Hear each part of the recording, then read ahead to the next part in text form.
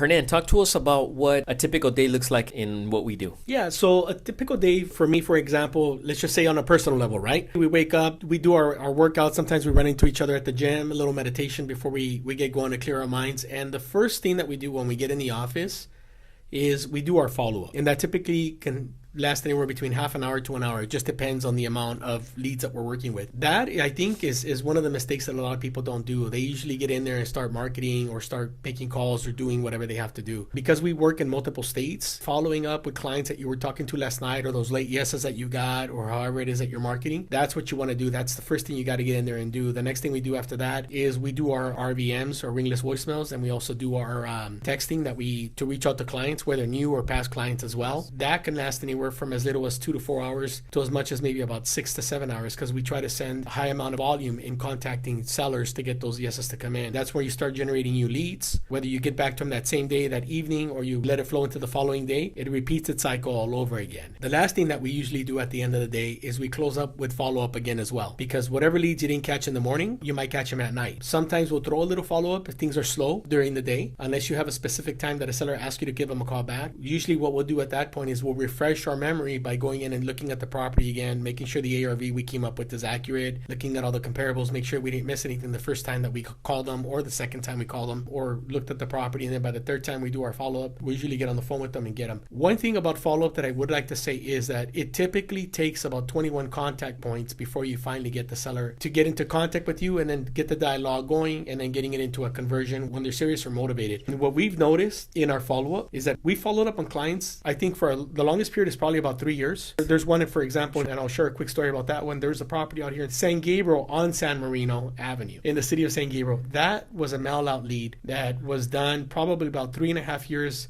before we finally purchased the property. Hector had taken the initial call. He tried to put the deal together, but for whatever reason, the seller wasn't quite ready. It took 3 years and change of follow-up before the seller finally signed the offer and we finally closed the deal, and we made a markup on that deal for about 40 grand. Just because a client calls you and tells you that they're interested in selling doesn't mean that they're going to be ready at that any given moment. And so follow-up is the key to success in any business, and consistency in the follow-up is probably the most important thing. That's why we start the day with follow-up and we end the day with follow-up. So anybody who's interested in having success as a real estate investor, fixer, flipper, wholesaler, or even an agent, follow-up is the key to being successful in this business, because you know as well as I do, they're not always going to say yes that same day.